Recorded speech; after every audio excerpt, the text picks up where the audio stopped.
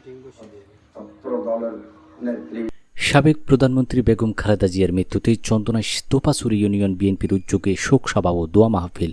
চন্দনাইশ হতে নুরুল আলমের প্রতিবেদনে বিস্তারিত। বাংলাদেশ জাতীয়তাবাদী দল বিএনপি চেয়ারপারসন ও সাবেক প্রধানমন্ত্রী বেগম খালেদা জিয়ার মৃত্যুতে চট্টগ্রামের চন্দনাইশ উপজেলায় গভীর শোকের ছায়া নেমে এসেছে। মৃত্যুর খবরে উপজেলার রাজনৈতিক, সামাজিক ও বিভিন্ন শ্রেণী পেশার মানুষের মধ্যে শোক ও সমবেদনার আবহ সৃষ্টি হয়েছে।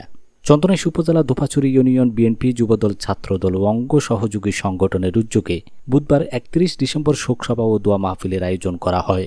সকাল থেকে মরহুমার বিদেহী আত্মার মাগফিরাত কামনায় পবিত্র কোরআন তেলাওয়াতের ব্যবস্থা করা হয়। এ সময় সকল নেতাকর্মীরা বুকে কালো ব্যাজ ধারণ করেন। দোয়া মাহফিলে উপজেলা বিএনপি ও এর অঙ্গ সহযোগী সংগঠনের নেতাকর্মীদের পাশাপাশি বিভিন্ন স্তরের সাধারণ মানুষ অংশগ্রহণ করেন। বক্তারা বেগম খালেদা জিয়ার দীর্ঘ রাজনৈতিক জীবনের বিভিন্ন দিক স্মরণ করে এবং দেশের গণতন্ত্র পুনরুদ্ধার ও সাংবিধানিক অধিকার প্রতিষ্ঠায় তার অবদানের কথা গভীর শ্রদ্ধার সঙ্গে তুলে ধরেন।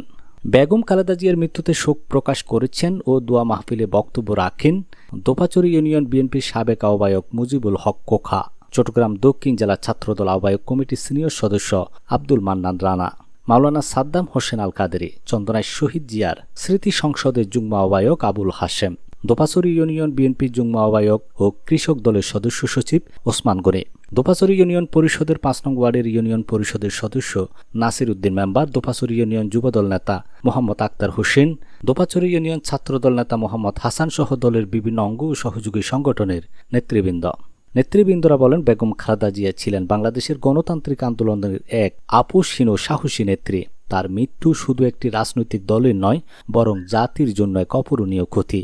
আমরা মরহুমার বিদেহী আত্মার মাগফিরাত কামনা করি।